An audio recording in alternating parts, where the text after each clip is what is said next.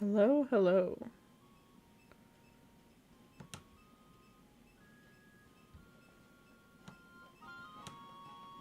Hello, hello. This channel.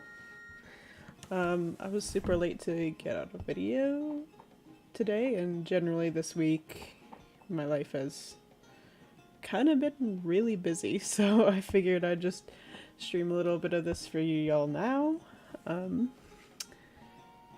Just so I could get a video out that'll be, you know, maybe maybe twice as long. It's a regular video, but I'm just kind of worried that it'll be unedited well. I didn't actually have to edit much for the first part of this anyway, well, so let's get started.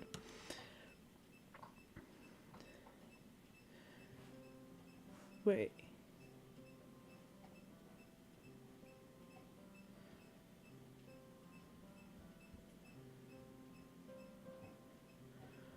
I do believe that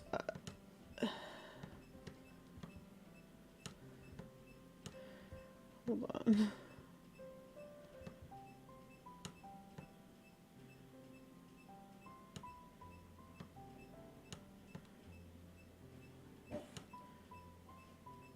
Okay, did that fix it?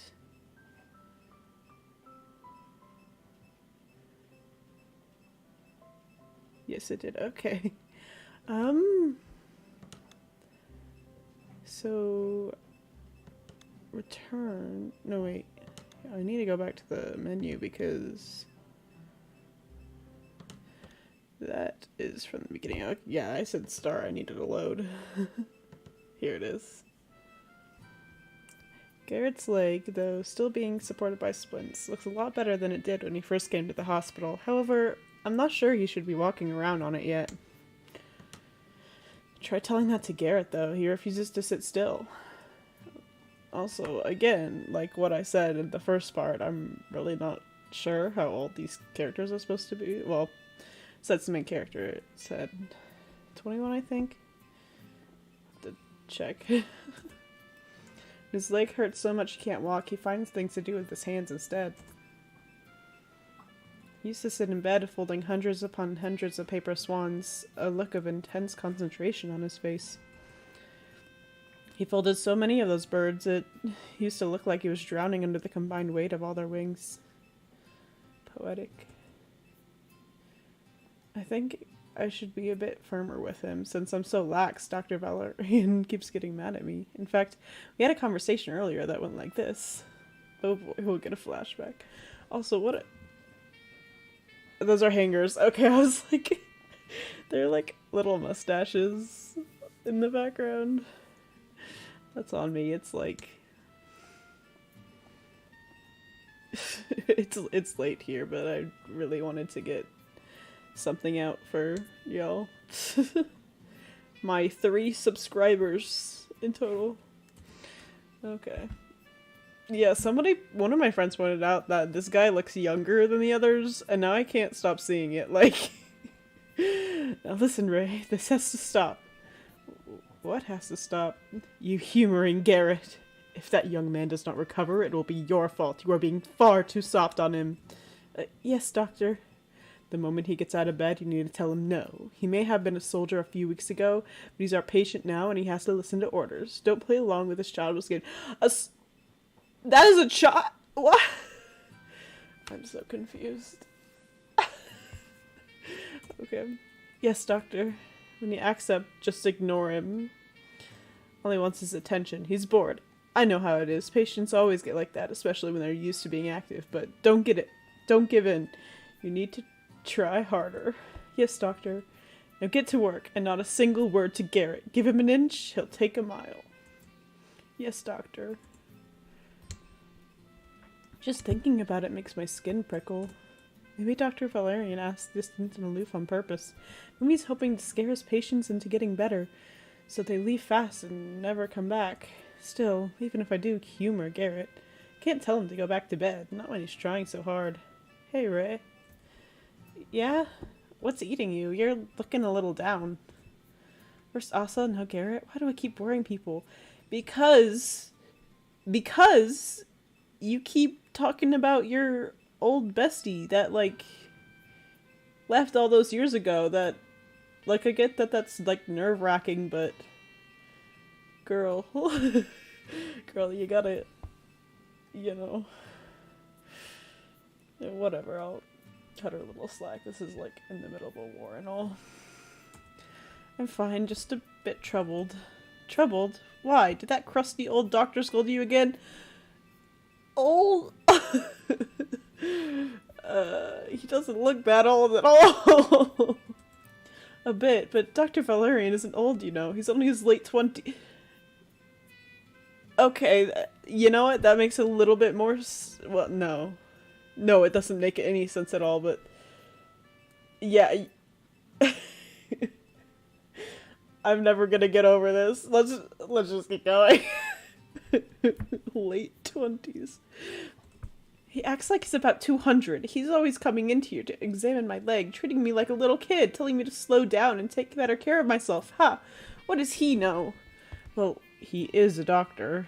I know, but how can I sit around in a hospital when there's a war going on? When our country's under attack, it just feels so wrong. Sorry if that's different than that voice I get. Honestly, I should just rewatch it and so I get the characters accurate voices, but whatever. I see your point, but I'm the great hero Garrett, you know. One silly little broken leg isn't gonna stop me, no matter what the doctor says. Haha! Well, be careful, alright? If you're not, I'm the one who will get in trouble. I wonder what Dr. Valerian will do to me if he discovers Garrett's been walking around again. Maybe he'll dock my salary or give me the dubious honor of bathing Celine's father, Sion. He's threatened me with worse before. Hey, don't fret. A knight will never ever let a fair lady get hurt. I'll protect you from that tyrant. I need to start beating bad guys again. I've been out of action for too long. That doctor will make for excellent target practice. I don't know if you'd like that. Might have a few tricks up his sleeve. Aha, of course. A true villain always does, but I'll triumph. I can do it for the sake of love and justice. Just like Sir Byron. Byron? Love and justice? Yes, they're the two most important things in the world, right? Garrett smiles and runs a hand through his hair. He talks big like a true hero, but Garrett's only 15. 2 years younger than me. Okay. Okay. That's a child!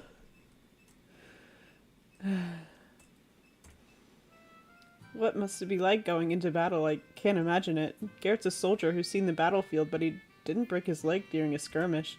Apparently, he was marching to the capital with a group of men to give a report about the status of war when their company was attacked by a pack of wild animals. Garrett said he broke his leg during an encounter with a wolf. He wasn't able to keep up with the rest of them after that, and he was slowing them down, so took him to the nearest hospital to recover. Naturally, they didn't wait for him to get better. But Garrett doesn't let that dampen his spirits.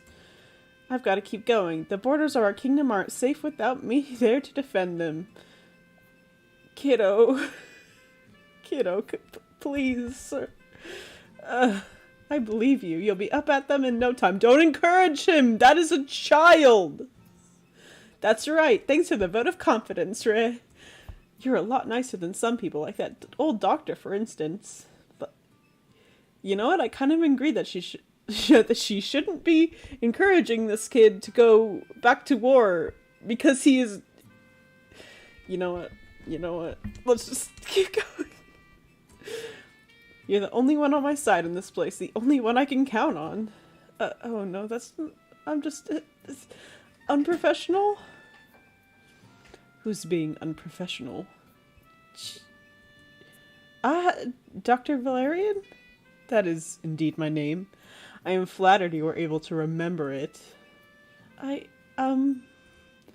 Right. Why haven't you finished making the beds? You've been in here for half an hour. That's ample time, isn't it? Yes, Doctor. I apologize. Did you get caught up talking to Garrett? Was he distracting you? Hey, I wasn't distracting her, old man. I was talking to her. I was getting so bored lying in bed. I thought I was going to go crazy. Is that so? Yeah, isn't that part of a nurse's job, to tend to the mental health of her patients as well as the physical? If it weren't for Ray, I would have gnawed off my own arm right about now. Is it not part of a nurse's job to get caught up? It's not part of a nurse's job to get caught up with idle chit-chat, no. That's not what I'm paying her for.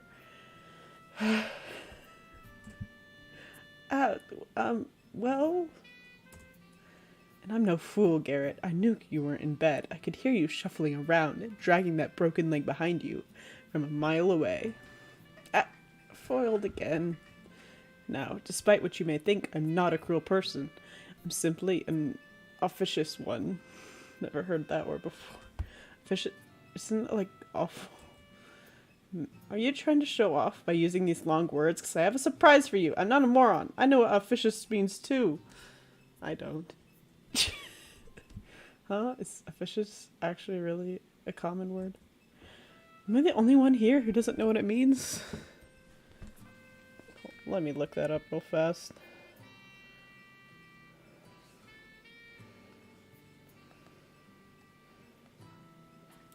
Officious.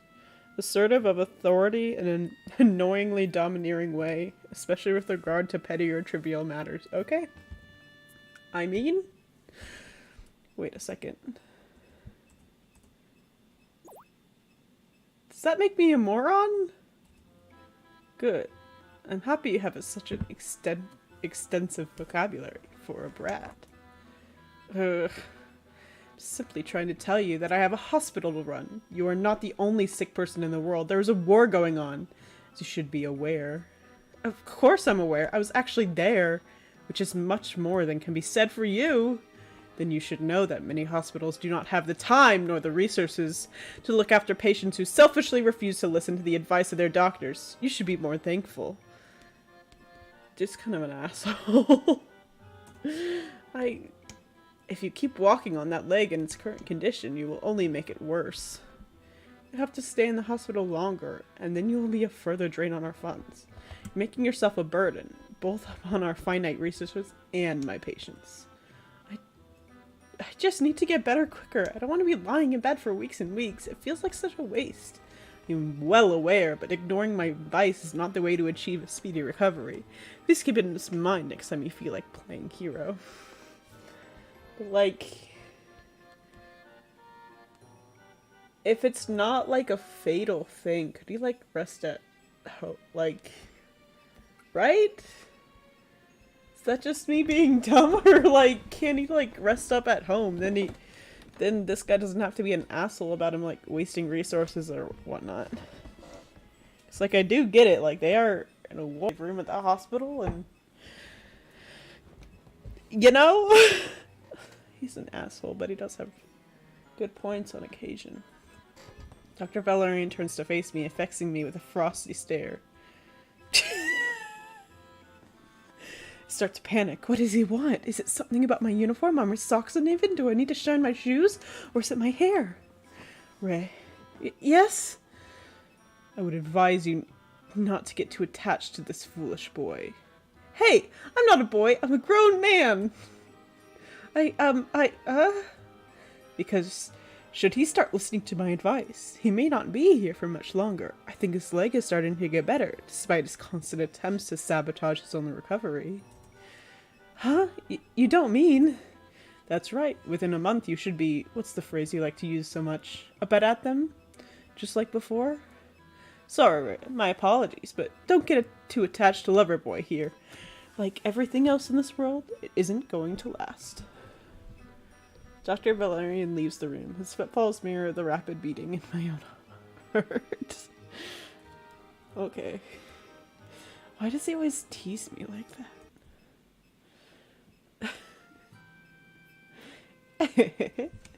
What is it? You got schooled by Valley. What do you know about that? Oh, I have my ways. I know everything that happens in this place. I should have known. Claire's always been crafty, like a fox. She also laughs like Mr. Krabs. Still, it makes for a nice change. I get tired of him picking on me all the time. No, you like it. You like it. I don't know if he just picks on you. He just looks out for you, I think. I don't know. I think he's just a control freak. Why does he always get on my case about drinking that stupid knotweed tea? I'm sure if I skipped it for one day, I wouldn't drop dead. Far too tough for that. Just worried about you, but he's kind of bad at expressing it, maybe? I mean, he's cold and hard on the outside, but warm and squishy on the inside? I don't know if I'd go that far, but maybe something like that? Without the squishy part. I think everybody's squishy on the inside, right? Like, insides are squishy. See, this is the kind of thing that I would, like, cut out normally, but... So it's kind of fun to, see, right? Hopefully. I don't think Dr. Valerian could be squishy even if he turned into a slime. He's the most unsquishy person I've ever met. Well, it could be worse. It could be like poor Celine. I feel sorry for having that as a father. Okay. I know this is going to sound harsh, but I'm actually kind of glad he's sick. Claire, how can you say something like that? As a nurse, you're meant to make him better. I know, but if anybody deserves to be severely ill, it's that guy. He's always been a jerk. Maybe a near-death experience will teach him a lesson. Okay. Claire sighs. In the dark, I see her reaching to the top of her head, patting the two small bumps that protrude from her skull.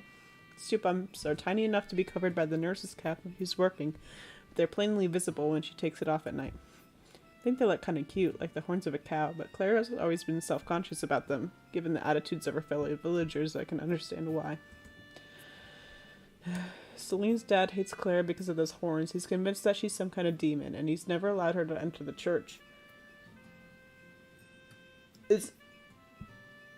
Isn't she that, like, she was dreaming about eating maidens? Okay. Too many things in this, but I'm having a good time.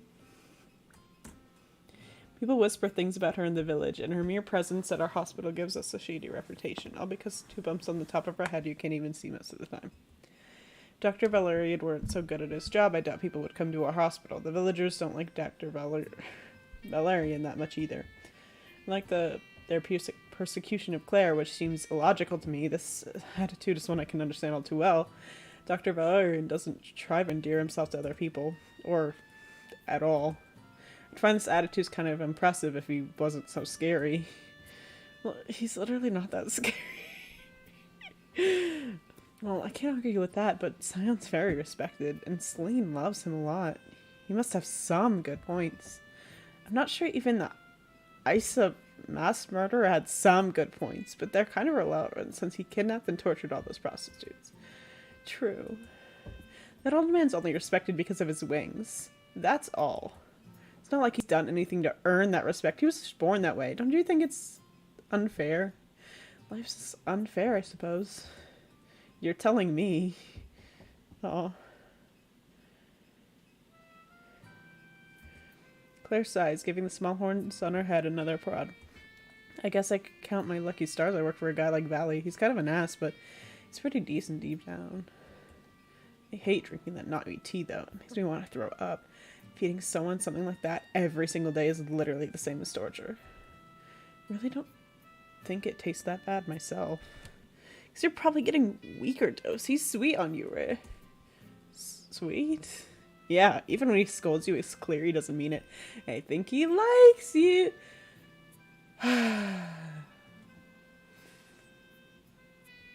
I sure hope not. Considering he is in his, quote, late 20s, and she is 17.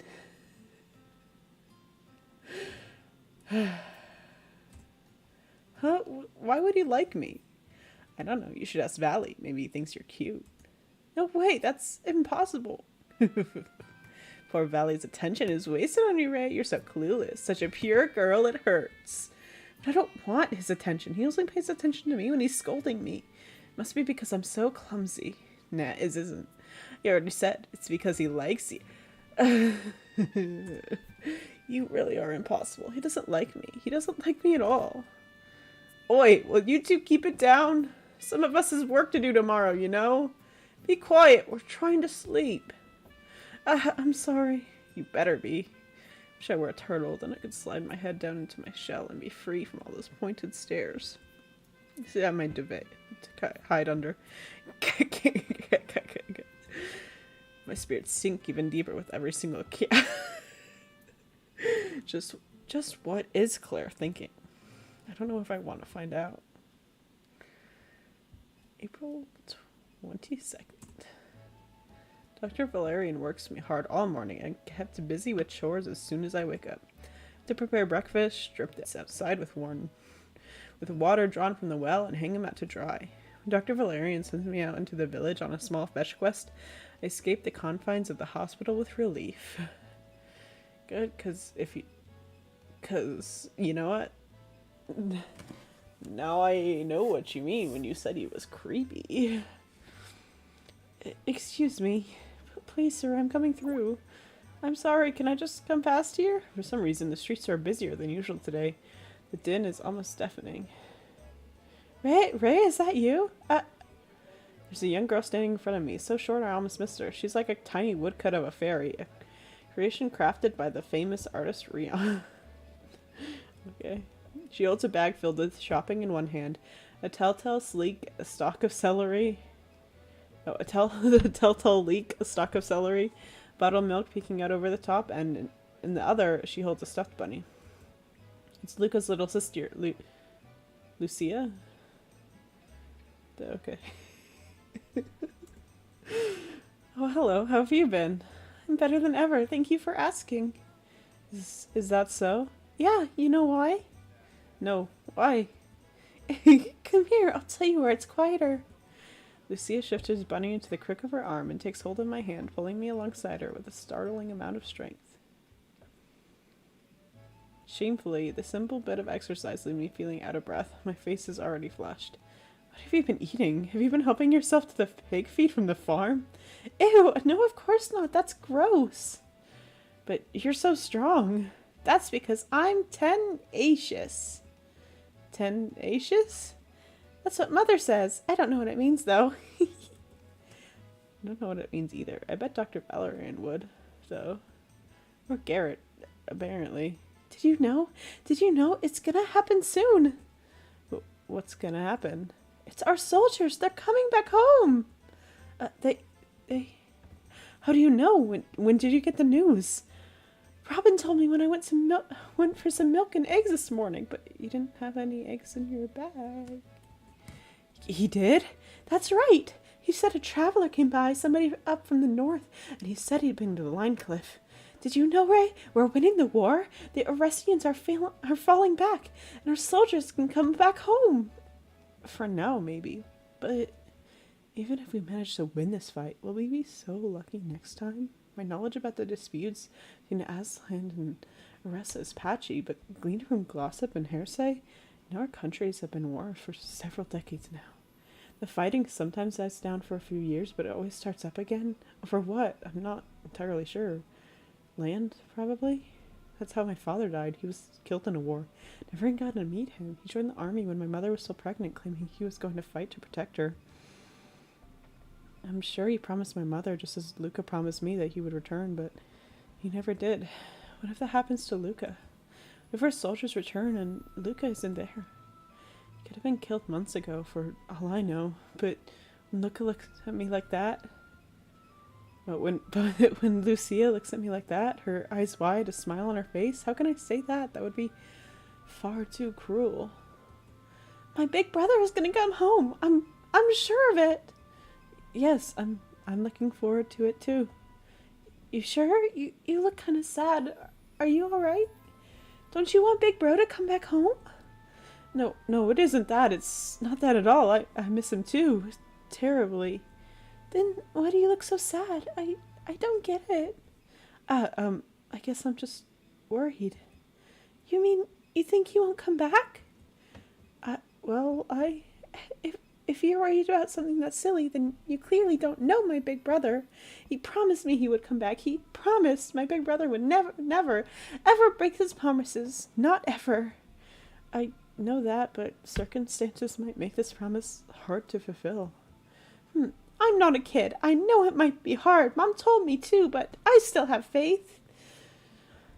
Big Bro is an amazing person. A really, really amazing person. He can count up to 100. He can name all types of trees, and he was even able to sue Hippo. Lucia holds up her stuffed rabbit for my inspection. A cute flopsy creature made of cotton and cloth, held together with thread. The black stitching shows up against its white coat. One of the eyes is a little wonky, but it's an impressive effort for somebody with almost no previous experience in sewing. Lucia's right. Luca really is an amazing person. If he puts his mind to it, he can do almost anything. That's why I looked up to him so much when we were kids. That's why I admired him. And that's why I liked him, isn't it? He'll come back. He said he'd come back, so he will. It's just not possible that he won't, and if anybody doubts it, they clearly don't know him well enough. Lucia stamps her foot against the floor. Her braids bounce defiantly as she moves. I think she might try to have more faith, otherwise, what's the point in all that praying? Prayers will never reach God if you don't believe. I'll try to have faith. I will. Good. I'm sure it's what Big Brother would want.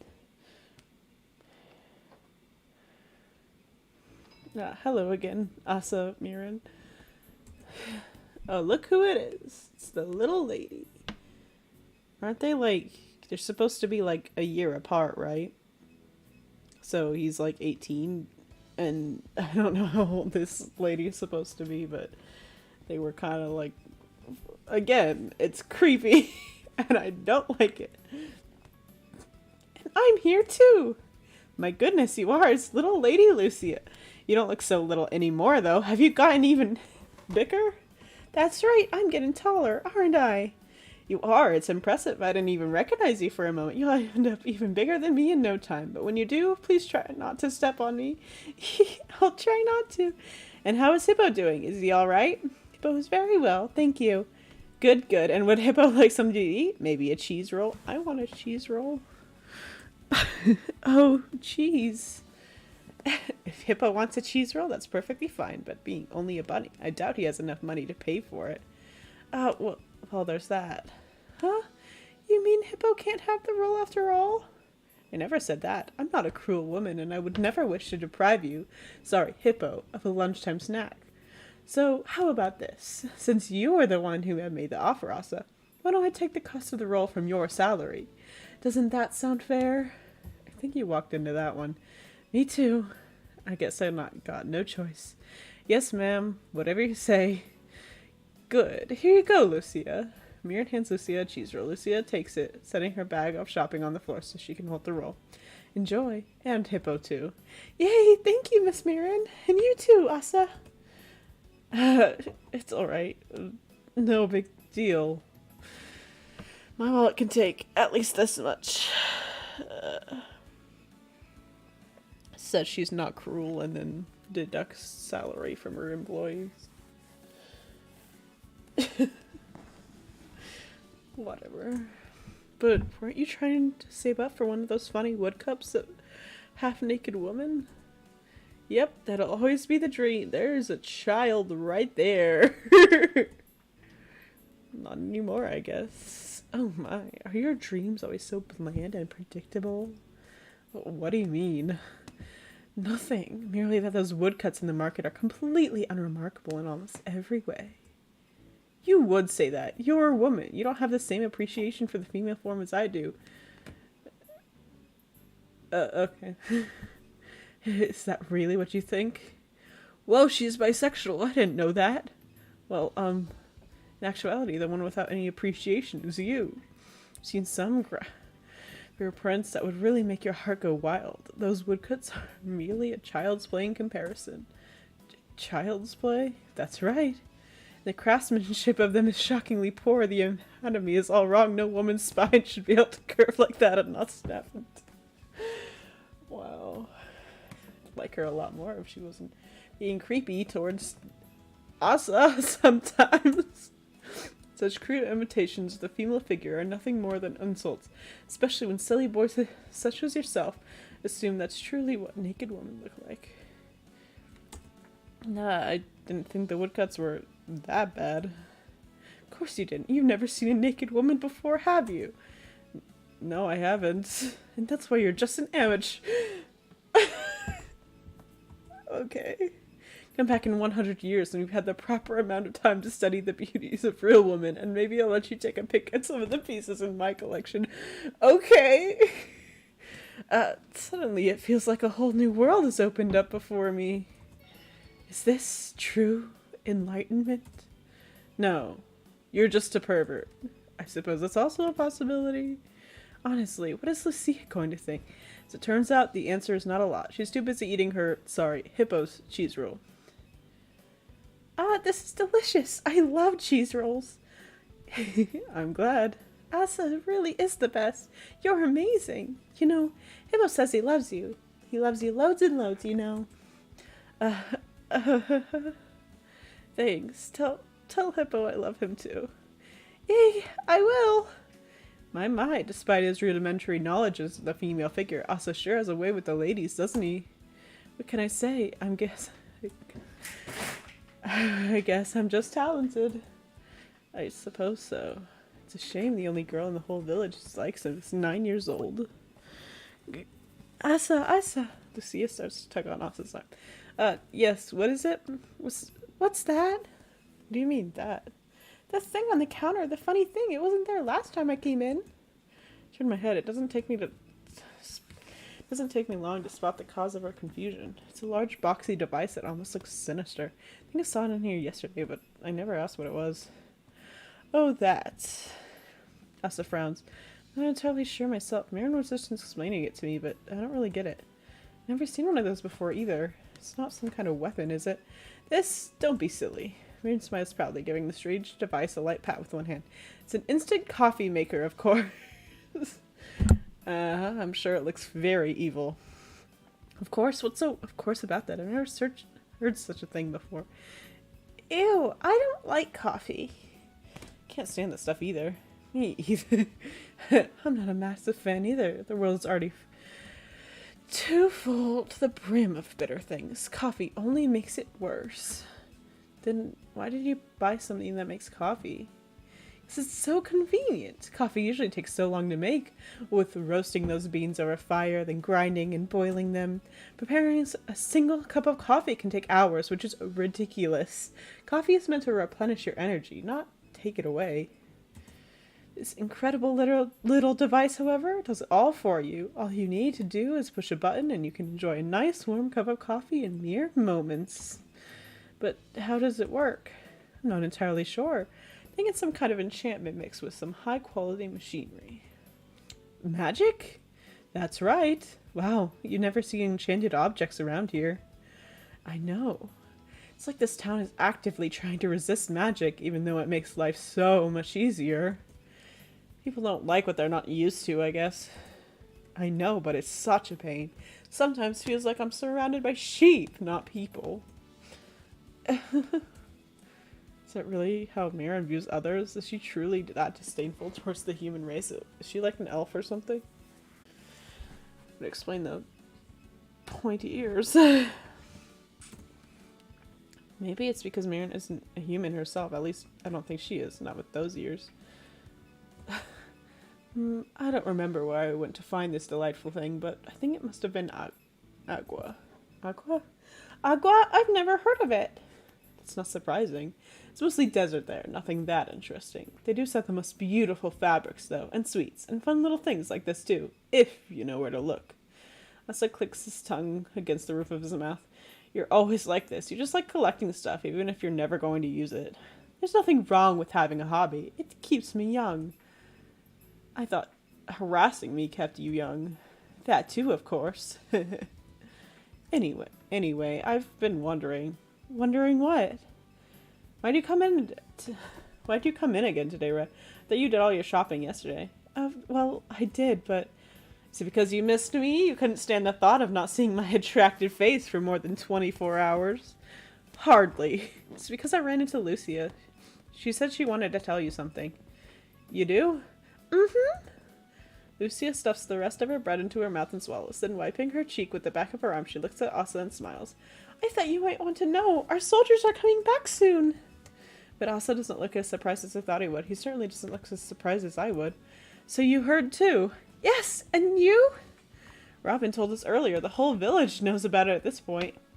You know how much that old man likes to talk. Everybody except me. Well, go talk to the other nurses. Maybe they were busy doing their job and they don't know yet either.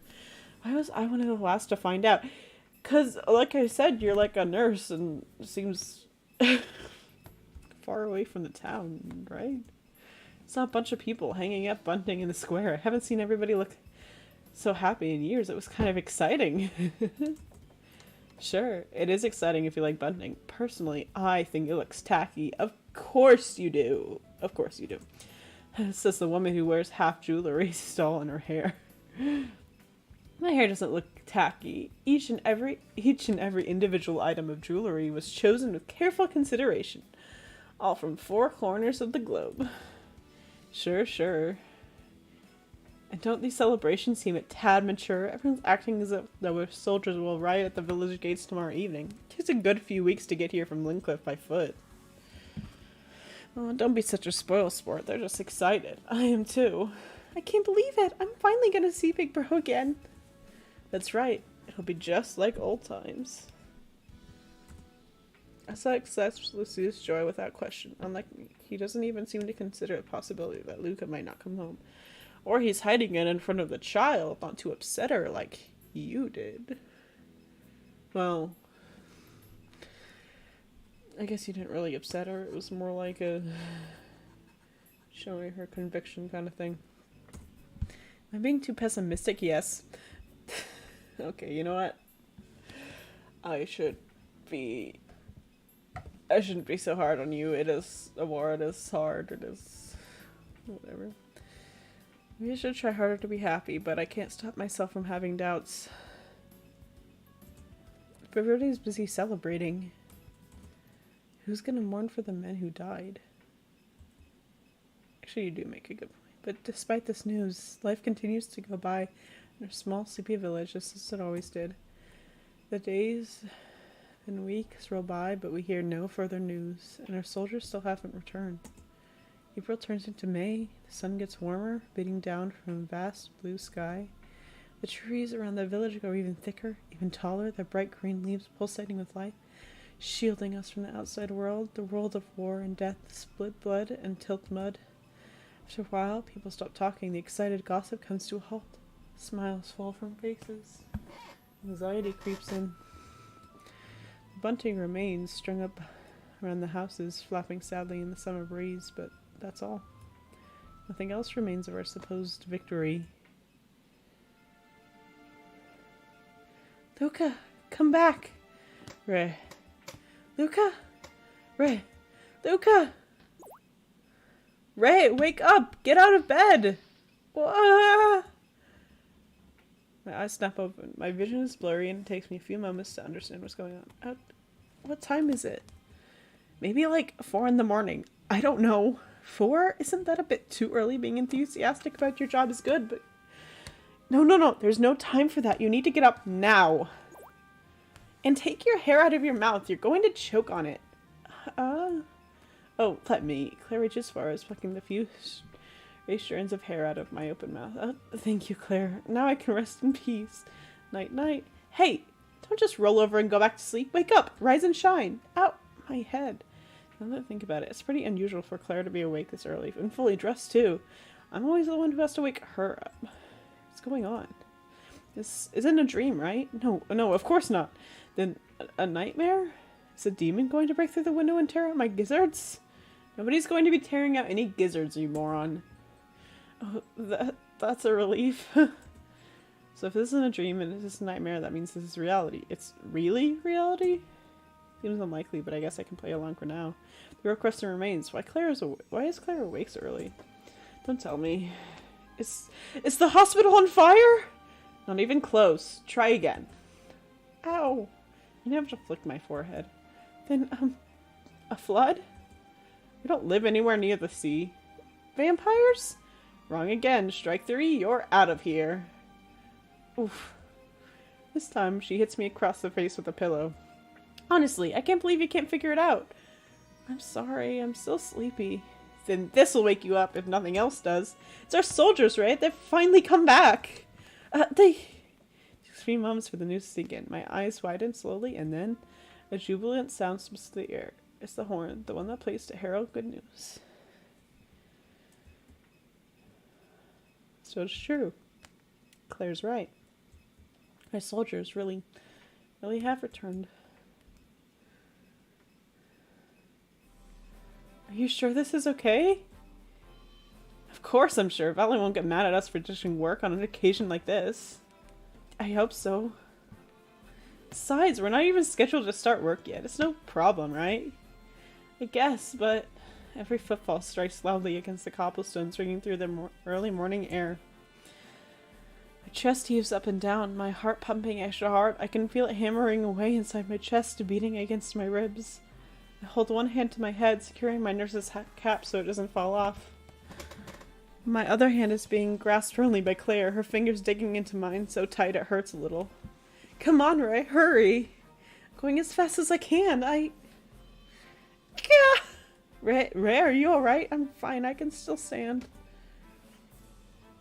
Good, let's keep going. Yes, I'll do my best. Don't know what's going on. It's loud and confusing. The street is packed with villagers. Their faces run past me in a hazy blur like falling snow. A few other nurses were running along beside us, but we've already left them in the dust. I think I see the familiar face of Bort, the old man who runs the apothecary, but I don't have enough time to double check. Ahead I can see the back of Martha the milkmaid, a worker at the farm. She's hand in hand with the local blacksmith Riddick. Unlike a lot of other people, Claire and I actually changed out of our nightgowns before we left the hospital. Everyone else was too excited to worry about common decency. You understand how they feel, and I can't fault them for it, but I really didn't need to see old Wart in his ratty dressing gown. I don't know if I'll be able to look him in the eyes the next time I see him. Claire, what is it? If you got time for idle chit-chat, then you're not running fast enough. I'm sorry, I'm just worried. You're always worried about something or other. Girl, she's got anxiety. That might be true, but I was wondering, are you sure it's alright for you to come out here? Huh? What do you mean? I mean, you mean you're worried because everyone around here hates me? That's right. Well, I appreciate the sentiment, but you don't need to trouble yourself over me. I'll be fine. But I'm tougher than I look. If someone picks a fight with me, I'll punch them in the face. You go, girl. I don't know if that would make your reputation better, though. Then let's hope it doesn't come down to that. Anyway, does it look like anybody's paying me much attention? Oh, no, I suppose not. That's right, they're all too excited to worry. I bet there'll be so many tearful reunions and happy smiles they won't even notice I'm here. If you're sure. Of course I'm sure. Why should everyone else get to be all excited if I can't? It just isn't fair. Anyone who thinks I'm gonna sit quietly in the hospital like a good little girl and miss out on the fun is deluded. They're totally insane. Now then, stop being silly and let's go. Yeehaw. We reached the entrance to our village in less than a minute, a record-breaking speed. We were far too quickly, before I've had the chance to prepare my heart. And there, standing at the gates, our heroes, our soldiers, come back from the war. But no, not the war, because there are always wars around here. It was just a war, small and unimportant in the grand scheme of things, promising even more fighting in the future. There are about 60 men. Some of them are still boys, Garrett's age.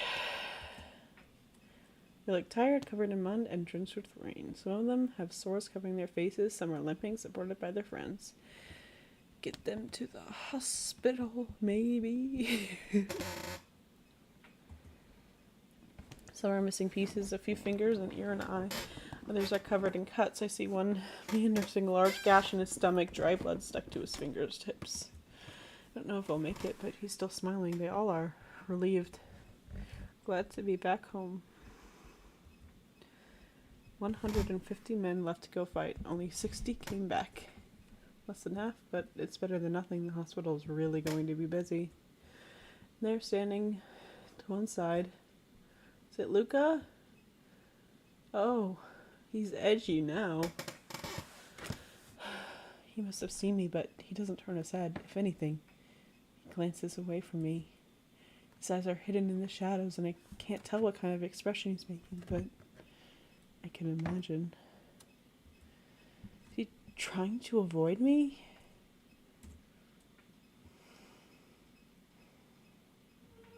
Oh Lord, we thank you for returning our brave soldiers who fought on behalf of our village. Sit at the pew in church, head bound, listening to Celine conduct the service. At least I try to listen to Celine. There's a nail digging into my behind, and I wriggle with discomfort. This is all Asa's fault. It was with the love of God that our brave soldiers were able to muster the courage to fight on our behalves. Hey, Ray. What's that? Do you think Celine's okay? I'm not sure. She does sound a little jittery. That's what I thought. She keeps stammering. Her voice is pretty quiet, too. I can't really hear her. And for all the souls who were lost upon the battlefield, we shall remember them in our hearts, for their sacrifices were not in vain. She's making a mess of this, isn't she? Sam tried so hard to teach her, but she still hasn't taken to it. Well, we all knew the moment Celine was born, she wasn't really suitable. It's a shame we don't have anyone else. Celine. And so, with gratitude and love, we shall praise those who have returned to life, and pray those who have not. With the guidance of God, let us pray. Poor Celine, listening to her speech is almost painful as sitting on this bench. I hope she'll be alright. I hope so too. I'll pray for her. Aren't we meant to be praying for the welfare of our wounded soldiers? That too, but I can pray for my friend as well. I'm going to pray for Celine. Maybe we should also pray for Claire. She said she didn't mind not coming, but I'm not so sure. Wish I could do something for her, but I don't know how I could treat it, but this. Sometimes I feel so helpless. Ow. Can't even take care of myself. It feels like my thigh is being skewered. Must be hard being the center of attention all the time, especially when you're no good with the pressure. Claire also, why is he trying to act all nice? If he really were the perfect gentleman he's making himself out to be, he wouldn't have forced me to sit on this part of the bench with the nail sticking out. What a jerk. Yeah, if only you were a seraph instead, huh? You love the attention. I don't know if those wings would suit me. They're too flashy, and they'd probably get stuck in doorways. I never thought of that. You'd have to ask Celine about it. But I'm sure speaking in front of a crowd like this would be no problem for you. Why, thank you. I mean, unlike Celine, you're too stupid to realize when people are making fun of you. What, Reed? That's so mean. How could you say something cruel? It's how I want Asa to react. Unfortunately, he remains calm, irritatingly so. To let that one slide, Red, but only because I know you're lashing out to hide your own insecurities. What do you mean? I mean, you're just upset that you're... So you're taking it out on me. That isn't true. Then it's because you like me, but you're too embarrassed to tell me. No? Are you trying to get my attention by being mean? Is that it, huh? No way! As if I'd ever like a person like you. Oh no. Oh god.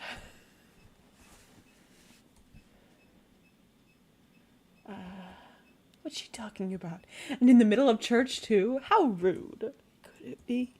Was I possibly a little too loud?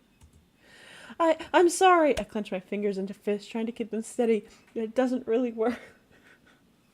I'm getting really bad secondhand embarrassment right now. Jesus Christ. In a church, no less. You got told off. Be quiet. This is all your fault. What do you think? You sure pulled out all the stops, huh?